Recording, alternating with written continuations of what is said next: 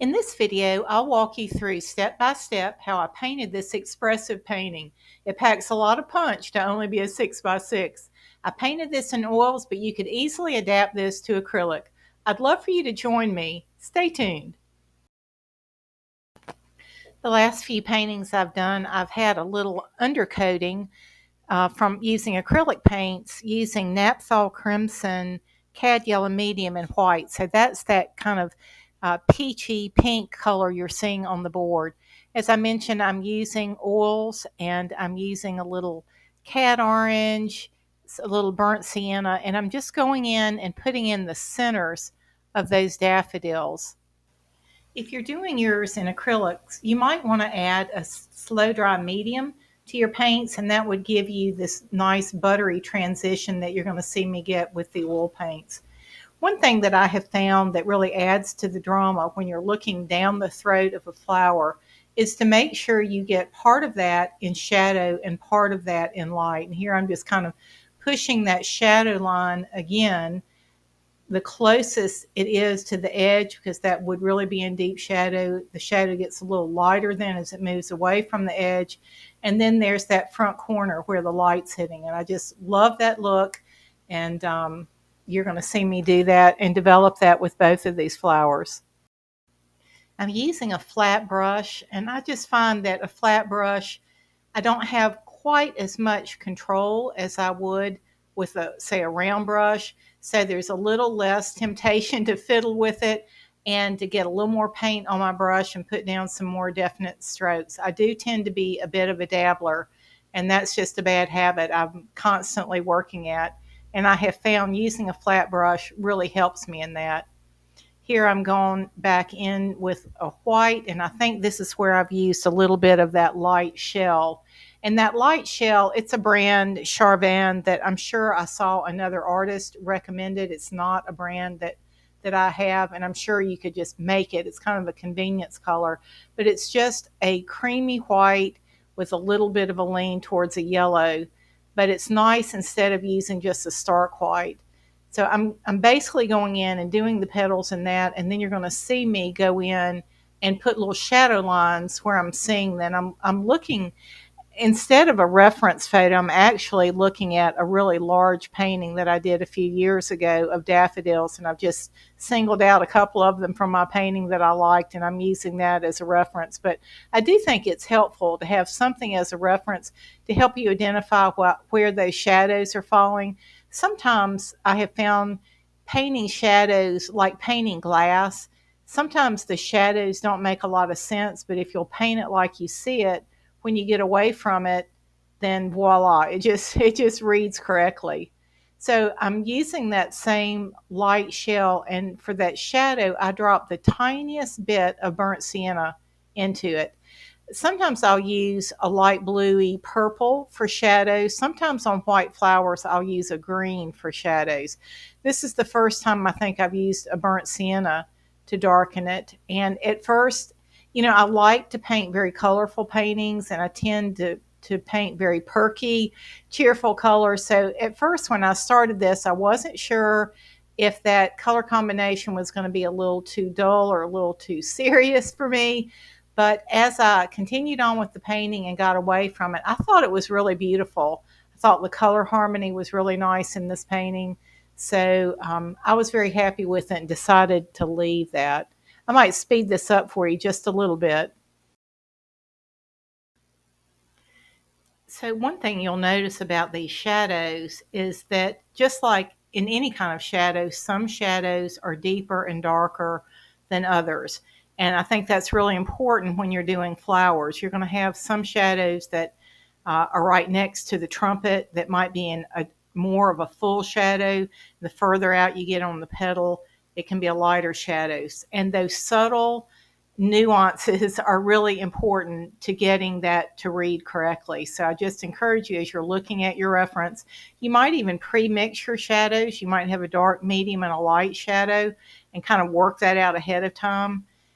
You can see, because I'm working in oil right there, I just put in some burnt sienna, super dark, and then I'll go back in and smooth that out a little bit. But I think the more values you have, in a sidewalk and a flower and a tree, the more values that you have, the more uh, realistic it looks, the more dimensional it looks.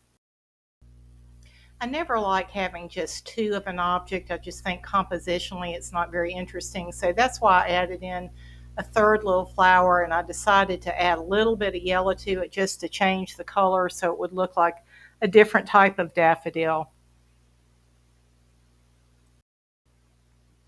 Here you'll see I've dropped down to a little round brush, and I'm putting a lot of paint. I'm using that cat orange, and I'm doing a very definite wiggle line going all the way around the outside of that cup.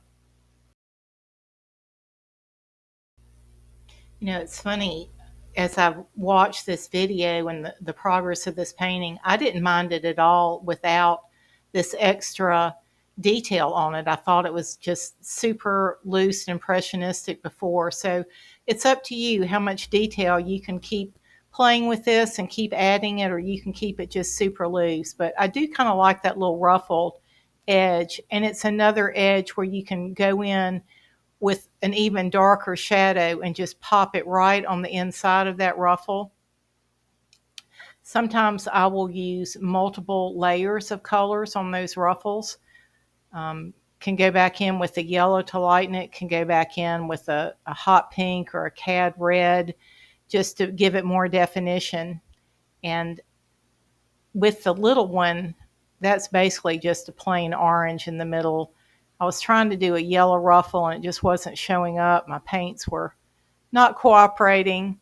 Um, Sometimes I think it's a little easier to do that kind of little detail with acrylic just because it has a little more body. I feel like it does better for me, but um, I just love the look of oil. It's just smoother and softer. So I hope you'll, if you're trying this in acrylics, I hope you will give it a try using a slow dry medium and just see what you can do with that and how differently it can handle. But I'm doing the same principle in that little one. I'm getting the bottom right hand corner and the inside of that throat. I'm making it lighter, and then I'm adding some darks up in the top just to let you see that that's in a shadow. It's funny, just a little line can make such a difference. One little shadow line can really change the way something looks. So experiment with it here. I'm really going dark. That's just pure burnt sienna that hasn't been lightened a bit. And I'm really just kind of pushing that up into those little points, and gosh, just love it. And if it looks like it's too harsh, you can go back in. I'm just softening the edge that's closest to the middle. I'm still using a little round brush, but you could go back in with a flat brush at that stage and just soften that up a little bit. Isn't that beautiful? I love painting. I love painting when it's going well, which isn't always the case, but you know, like anything else, the more you practice it, the more good days you're going to have. Here I'm going back into a sap green and a cad green. So it's a dark and a light green. I'm kind of mixing those together. I'm just going to put in some loose stems. I'm back using my flat brush, putting in a little background, and I'm just making it up as I go. I'm adding it a little lighter, a little darker. I'm using some of that shell, that light shell mixed in with the green, again, just for good color harmony. I'm not overthinking it. I'm trying to get a little dark in some spots to give a nice outline of the flower. Um, just getting some stems in, just keeping it really loose. The flowers are so loose. I want the background. And, you know, at that point, you could have just put in a solid background. But because they're daffodils, to me, it just makes more sense to put in some stems and look like there's a background, something else going on. Yeah, I'm going to speed this up for you a little bit. Just, again, varying that background. Continuing to add a little of the shell, the yellow, just repeating the same colors that are already in the painting. I've really gotten to where, you know, I used to paint with 20, 30 different colors on my palette, and that still can be a lot of fun. But I'm also finding the paintings where I limit my palette and I reuse the same colors over and over in the painting, the color harmony is just beautiful, and they just seem to work better and be more satisfying. So I'm learning to be satisfied with less, because I think you end up with a better painting. Continuing to use that flat brush, because that's not giving me a whole lot of control. And I'm letting little bits and pieces of that corally pink from the bottom layer show through. That's up to you. You can cover it all up or you can let it show. But again, I think it makes it look a little more painterly and a little more whimsical when it shows. I've gone back to a small little round brush and I've put in a little yellow dot in the center of both those. And I don't know if you can tell, but I've also used the tiniest little outline of burnt sienna around the yellow dot. And that's just one more place to give a little shadow line that lets you see that there's an indentation there. Now I'm going and adding the little ruffled edge to the small one in back using a yellow, just again trying to make that flower look a little different, like it's a different variety. I ended up adding a little more yellow to that flower, and for the shadow, I used a light pink. I just wanted to see what that would do, and I thought that was kind of pretty. You're not going to get as deep a shadow, obviously, as you are with the burnt sienna, but I thought that was kind of a nice, delicate effect as well.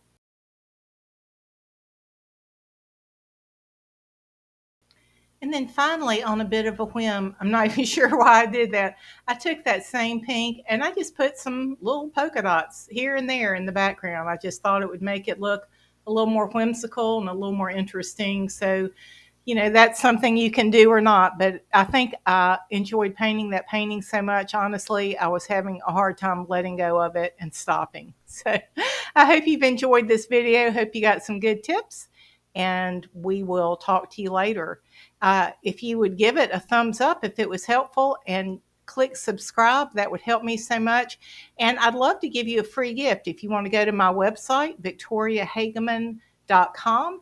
And there you will also find some very inexpensively priced tutorials and longer courses. And you can take a look at the paintings that I have for sale. 25% of my painting sales go to fund water wells through Hydrating Humanity. You can beautify your home while beautifying a life. Thanks a lot. God bless.